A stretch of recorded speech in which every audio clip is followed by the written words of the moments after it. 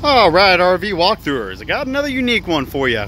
We got ourselves today a 2010 Winnebago View 24A model. This is a single slide Mercedes Sprinter chassis V6 diesel motorhome. It's on the 3500 Sprinter chassis.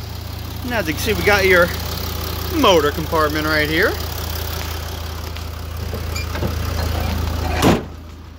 Like I said, Sprinter chassis, so it is a diesel, so you got that extra torque on there. It's not as high a horsepower as some of these gas coaches, but that extra torque really does make all the difference.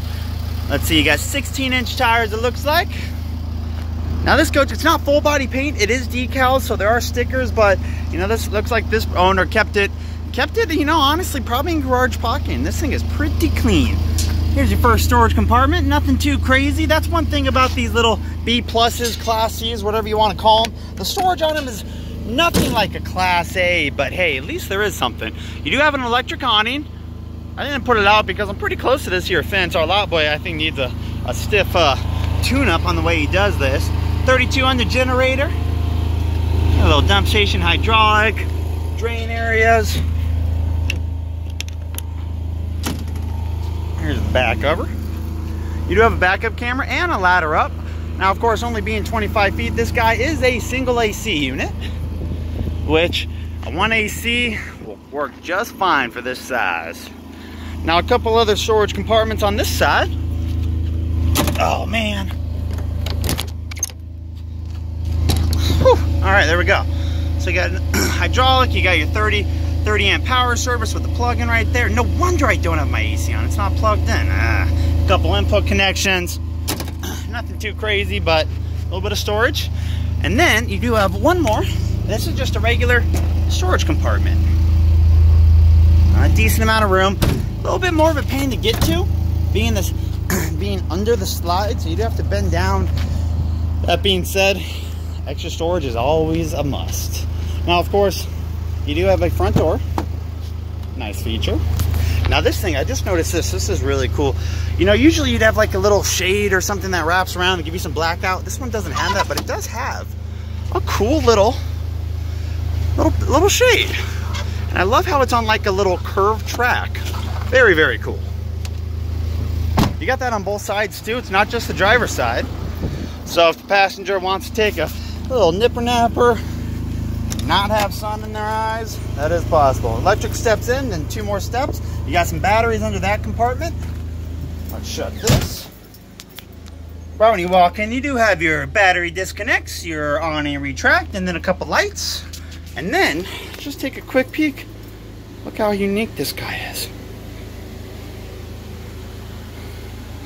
So the reason this guy is unique is because there's no permanent bed.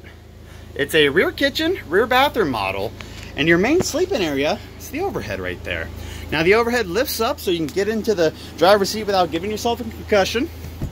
And then you got your ladder right there. And I would say pretty damn close to an equivalent of a queen. As you can see, that table goes right here.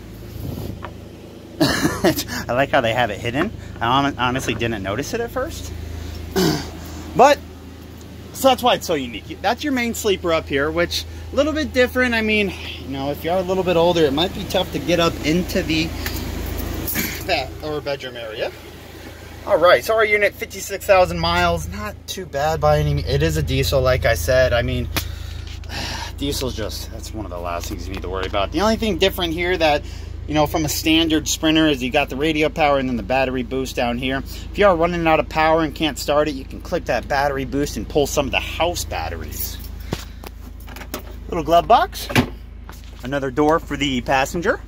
And you see that shade goes all the way across the front too. Now these seats do turn. Now seats in a Class B are extremely hard to turn because you got to maneuver them to where they're the perfect length. This one you push all the way forward and then looks like you'd be able to turn it around. That being said, the driver's seat with the steering wheel there is a whole nother story. It can be kind of a pain in the butt. Another cool feature, you got this little screen up here. You got that daytime and the nighttime. And then, if you're tall enough, you can open that completely. I'm 5'9", so judge it based on that. But I like the half and half. That's pretty cool. You do have a desk. that does come out and lifts up and then rolls out. And then of course your chair. So pretty neat. The chair, you could change it out, you could replace it. It's not tied down right now, but that little metal bracket right there would get her into place. And you can see, of course, power outlets for a computer. Got this nice European style cabinetry. Winnebago does that a lot in some of their older units. As you can see, your ceiling from up top does kind of take a little dip down, just a little bit, but I mean, you could still be 6'1", 6'2", and be more than fine. Now you slide that corner all the way down to right there. So pretty good amount of space. A couple little random cup holders, carbon monoxide detector, more storage above. And then throughout the coach you have day and night shades. So you got your half and half daytime, nighttime, or nothing. Well, let's see this couch. Oh yeah, she pulls out. You flip her all the way around. It's kind of hard to see, but you can see the little control there, firmer, softer. This should be an air mattress. And you flip it all the way around. A lot more comfortable than your standard jackknife or pull-out, but more of a pain to set up, so give and take there. Now this guy, even though it is only 25 feet, you got a full-on kitchen. Full fridge, bottom fridge, top freezer. No ice maker generally in these, but they are three-way, so they'll run off of gas, auto, which is electric, or just off the just whatever, you know, any house power off the generator. Convection oven, because there is no real oven. But you do have a 3-burner gas stove top. And then the previous owners, I'm not sure if it came from factory or the previous owners got it, but I love this feature. This has little metal feet that goes into the, or little rubber feet that plugs into the metal. Not nearly that noisy, and acts as a cutting board. Got a real backsplash, which is nice, not just a sticker. I see that so often nowadays. Look how big these drawers are, my gosh. Super deep. Make these double as a wardrobe back here. And then I think this is just an access point for a technician. It's exactly what it is. You can see a water tank back there. Single sink, nice big metal sink though. Metal blinds in the back. Paper towel roll, a couple LED lights. This is a 10, but it does have the LEDs in it. Let's see if we can open up all these storage compartments here. So there we go, storage, power for the microwave. I was gonna say fridge, but that's not true. More storage there. And then last one here. And then finally, well, not finally, I guess we're not done quite yet. Let's start back over here. So TV viewing area does not get covered up when the coach is closed down with the slide. You got your multimedia, or multimedia player there. I usually say multi-disc and I have to bite my tongue.